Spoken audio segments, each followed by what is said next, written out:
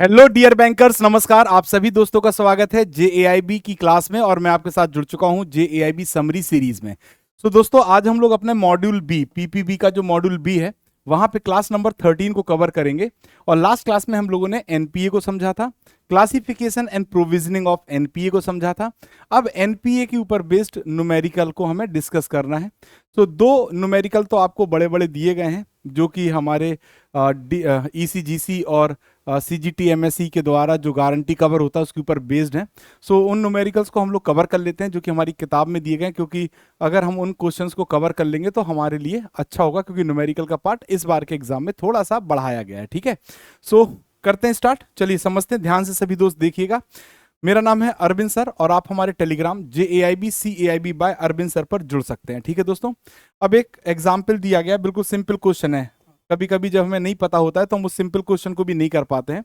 एक एग्जाम्पल है, ठीक है, एक एग्जाम्पल है जिसको हमें सॉल्व करना है। क्या लिखा है? ग्रोथ बैंक, एक बैंक का नाम है Growth Bank, has provided various loan and advances to different customer. इन्होंने अलग अलग जो डिफरेंट टाइप के कस्टमर्स हैं उनको अलग अलग प्रकार से लोन और एडवांसेस प्रोवाइड किए हैं, और उसकी डिटेल भी दी गई है। क्या है? टर्म लोन यानी लॉन्ग टर्म लोन इन्होंने डिस्ट्रीब्यूट किया है 10 लाख रुपए का। ओवरड्राफ्ट फैसिलिटी के तहत इन्होंने 3 लाख रुपए प्रोवाइड किया है। कैश क्रेडिट फैसिलिटी के तहत इन्होंने 2 लाख रुपए प्रोवाइड किया है। और बिल डिस्काउंटिंग के थ्रू इन्होंने 1 लाख रुपए प्रोवाइड किया है। अनअर्न इनकम ऑन एडवांसेस, जो भी एडवांसेस इनने प्रोवाइड किए हैं उस पर जो इनकम अर्न नहीं हुई है वो है 50,000। ठीक है, अब क्वेश्चन क्या कहता है? If the bank want to compute the gross advance for the given period which of the following option correctly calculate its figure. ठीक है, अब इन्होंने पूछा यहाँ पे ग्रॉस एडवांस। अगर आपने ध्यान से देखा हो तो मैंने ग्रॉस एडवांस का आपको क्या बताया था? ग्रॉस एडवांसेस का फॉर्मूला बताया था। ग्रॉस एडवांसेस का फॉर्मूला मैंने आपको क्या बताया था? ग्रॉस एडवांसेस का फॉर्मूला मैंने आपको बताया था कि अगर मान लीजिए कोई बैंक टोटल जितना लोन देता है, ठीक, जितना भी टोटल जो एडवांस प्रोवाइड किया है, जो टोटल एडवांस प्रोवाइड किया है वही इनका क्या होता है? इनका ग्रॉस एडवांसेस होते हैं।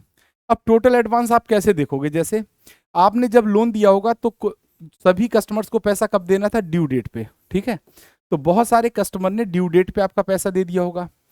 कुछ लोगों ने ड्यू डेट से कुछ आगे ओवर ड्यू करके आपको पैसा दिया होगा, बट इस 90 डेज के अंदर प्रोवाइड कर दिया होगा। ठीक, यानी आधे कस्टमर या जितने भी कस्टमर हैं वो आपके ये वाले होंगे, है ना, जो कि आपके स्टैंडर्ड एसेट्स हैं। स्टैंडर्ड एसेट्स हैं, इन्होंने लोन दिया होगा। ठीक है, इनको लोन दिया होगा। बट कुछ लोग ऐसे भी होंगे जिनका लोन क्या बन गया होगा? एनपीए। क्या बन गया होगा? Non performing assets. ठीक है, तो जितना भी टोटल लोन आपका एनपीए बना आप उसको जोड़ लो, और जो आपका स्टैंडर्ड है उसको जोड़ लो, तो टोटल जब आप जोड़ लोगे तो ये वही लोन तो है जो आपका एनपीए बना, जो आपने दिया है।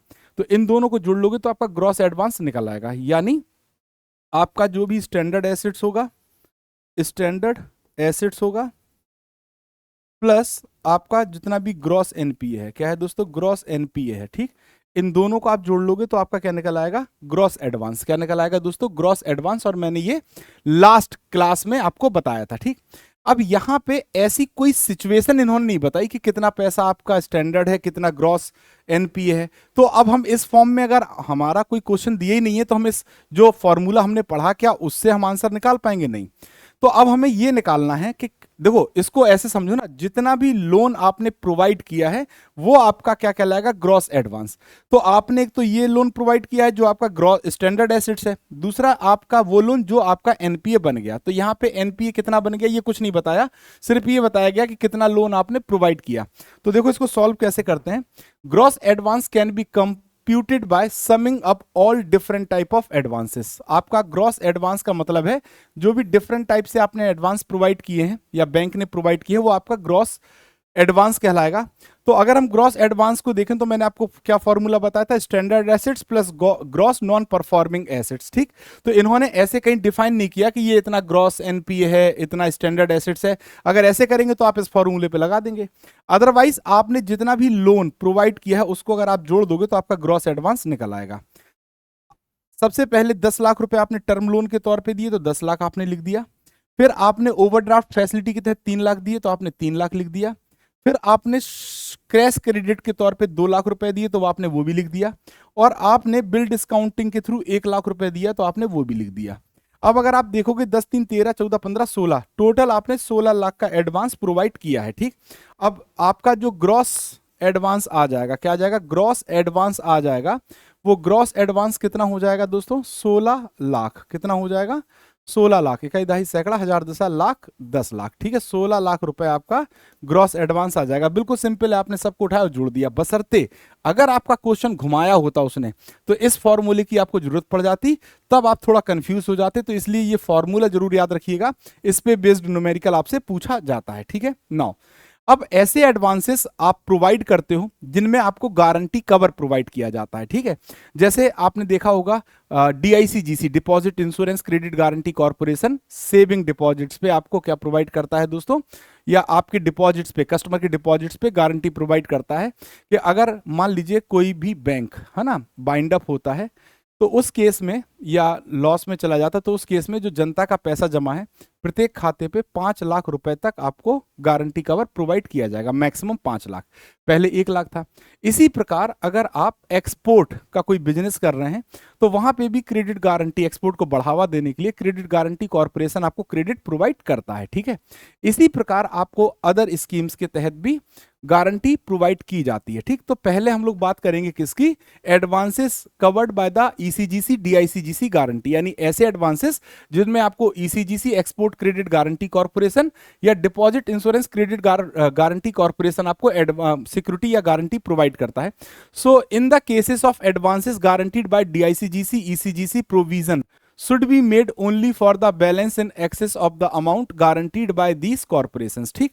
तो जितना, जैसे मान लीजिए किसी बैंक ने क्या कहा, बैंक ने कितना लोन दिया, मान लीजिए किसी को 10 लाख रुपए का लोन दिया है, और ECGC कह रहा नहीं अभी 10 लाख का लोन दिया है, और ये 10 लाख के अगेंस्ट में इसको जो सिक्योरिटी मिली है, क्या मिली है, सिक्योरिटी मान लो कस्टमर ने दी है, वो 3 लाख रुपए की दी है, ठीक।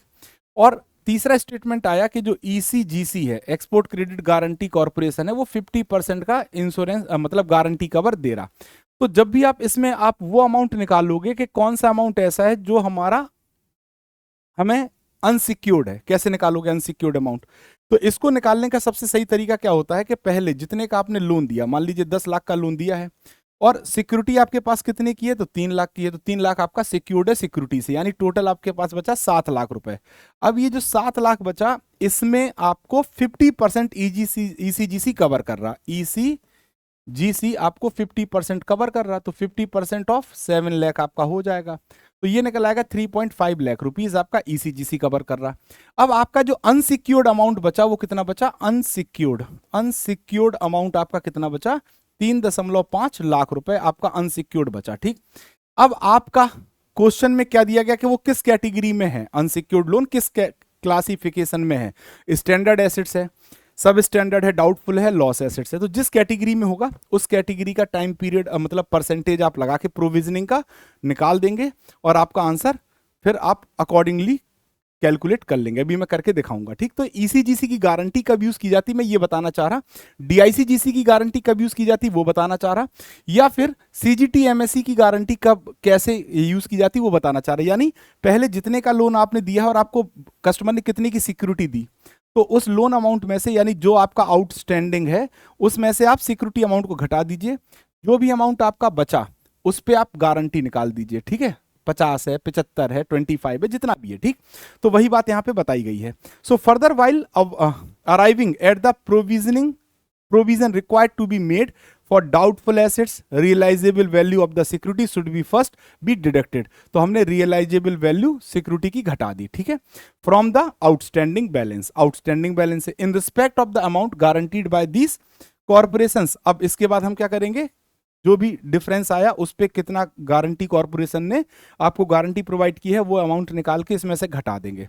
फिर जो भी बचेगा, then the provision made as illustrated here, तब आप उस पे क्या कर दोगे, जो भी जिस कैटेगरी में होगा उस अकॉर्डिंग आपको क्या करना है, इस पे प्रोविजनिंग लगानी है, ठीक है। अभी हम करेंगे क्वेश्चन। सो अगर मान लीजिए आपको DICGC गारंटी प्रोवाइड करने के लिए पूछता है, तो पहले 1 लाख लिमिट थी, अब इसको बढ़ा के कितना कर दिया गया, 5 लाख तक की लिमिट प्रोवाइड करता है। अगर अमाउंट या परसेंटेज नहीं दिया है तो मैक्सिमम आप यहां पे कितना ले सकते हो, 5 लाख रुपए, ठीक है। चलिए एक क्वेश्चन करते हैं।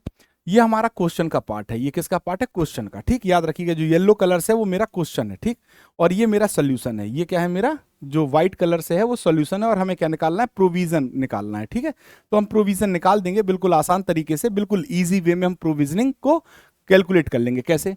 आपका आउटस्टैंडिंग बैलेंस है 4 लाख, तो आपका आउटस्टैंडिंग बैलेंस कितना है? आउटस्टैंडिंग बैलेंस है 4 लाख रुपए। ठीक है, 4 लाख रुपए। ठीक, ईसीजीसी कवर करता है 50%, तो इन्होंने कहा ईसीजीसी कवर करता है 50%। ठीक है, फिर इन्होंने कहा कि आपका जो लोन अमाउंट है वो डाउटफुल कैटेगरी में है, और डाउटफुल में सेकंड 2 ईयर रह चुके, तो अगर डाउटफुल में 2 ईयर रह चुके तो D2 के अकॉर्डिंग आपको क्या करना पड़ेगा? प्रोविजनिंग। अगर सिक्योर्ड है तो आप उस पर करोगे 40%, और जितना भी अनसिक्योर्ड अमाउंट आएगा उस पर आप करोगे 100%। मैंने आपको पढ़ाया है। ठीक है, सिक्योरिटी कितने की अवेलेबल है? 1.5 लाख रुपए की। सिक्योरिटी कितने की अवेलेबल है? सिक्योरिटी अवेलेबल है 1.5 लाख रुपीस की। ठीक है, डन है। अब क्वेश्चन सॉल्व कर लेते हैं। मैंने क्या बताया था कि जितना भी आपका आउटस्टैंडिंग होगा, क्या होगा? आउटस्टैंडिंग अमाउंट होगा। सबसे पहला प्रोसेस है आउटस्टैंडिंग अमाउंट आपका अगर 4 लाख रुपए है, कितना है दोस्तों? 4 लाख रुपए है, तो उसमें से आप क्या घटाओगे? आउटस्टैंडिंग अमाउंट अगर आपका 4 लाख है तो सबसे पहले आप ये घटाओ कि उसमें कितने की सिक्योरिटी आपके पास है। सिक्योरिटी आपके पास यहाँ पे 1.5 लाख रुपए की है, 1,50,000 की। ठीक है, तो अब आपके पास कितना बचा? सिक्योरिटी को घटाने के बाद आपके पास कितना अमाउंट बचा? 4 में से 1.5 गए, कितना बचेगा? 2.5 बचेगा। 2.5 लाख, 2,50,000 रुपए आपके पास क्या बचा? ऐसा अमाउंट जो कि अब आपके पास इन अनसिक्योर्ड है। अब इस अनसिक्योर्ड अमाउंट में से ईसीजीसी 50% का क्या कर रहा है? ईसीजीसी 50% का क्या कर रहा है? सिक्योरिटी प्रोवाइड कर रहा है, तो इसका 50% 1.25 लाख, यही आ गया। तो इसको तो सिक्योरिटी मिल गई किसकी? ईसीजीसी की। अब कितना बचा? अब आपके पास जो अनसिक्योर्ड अमाउंट फाइनल बचा, अनसिक्योर्ड अमाउंट जो फाइनल बचा वो बचा 2,50,000। ठीक है, सॉरी 1,25,000। कितना बचा दोस्तों? 1,25,000। कितना बचा? 2.5 लाख में से 1.5 लाख गए तो 1,25,000। अब 1,25,000 रुपए जो आपका है, इस पे चूंकि ये अनसिक्योर्ड है, तो अनसिक्योर्ड पे आपका कितना प्रोविजनिंग जाएगा? 100%। तो पहला तो अमाउंट यही आ गया 1,25,000, 100% मतलब इतना आपको प्रोविजनिंग के तौर पे रखना ही है। ठीक, साथ ही साथ आपका सिक्योर्ड अमाउंट कितना है? सिक्योरिटी आपके पास कितने की है? सिक्योरिटी अमाउंट आपके पास 1.5 लाख रुपए का है। ठीक, तो 1.5 लाख अगर सिक्योर्ड है तो सिक्योर्ड पे प्रोविजनिंग कितनी है? 40%। तो इस पे आप कितना निकालोगे? 40% निकाल दोगे। जब 40% निकालोगे तो ये 60,000 आ जाएगा। कितना आ जाएगा? 60,000। ठीक, अब इस अमाउंट को और इस अमाउंट को ऐड कर लोगे तो टोटल प्रोविजनिंग निकल आएगा। टोटल प्रोविजन आपका निकल आएगा कितना?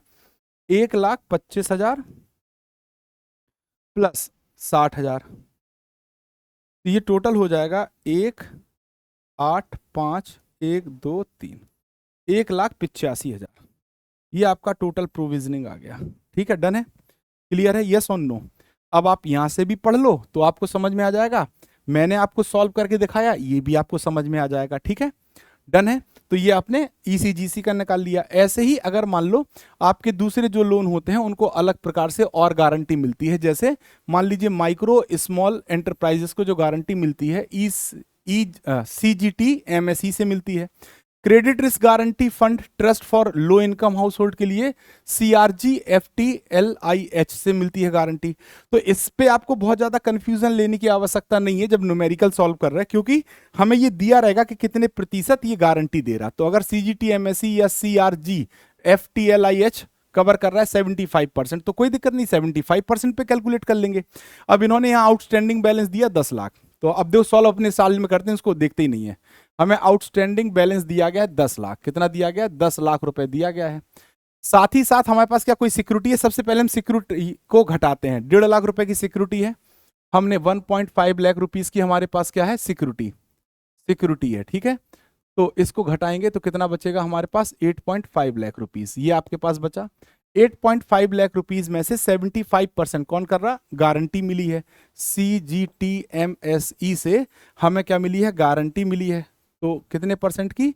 75% की। तो हम क्या करेंगे? 8.5 लाख रुपीस का 75% निकाल देंगे। अब 75% आप निकाल दीजिए, कैलकुलेटर है, बिल्कुल है मेरे पास। कैसे निकाल देंगे? 8.5 का 70% हमें निकालना है 5.95।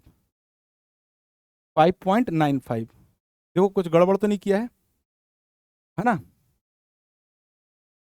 8.5 लाख, 8.5 लाख का मुझे निकालना है, रुको, 8,50,000 का 70%।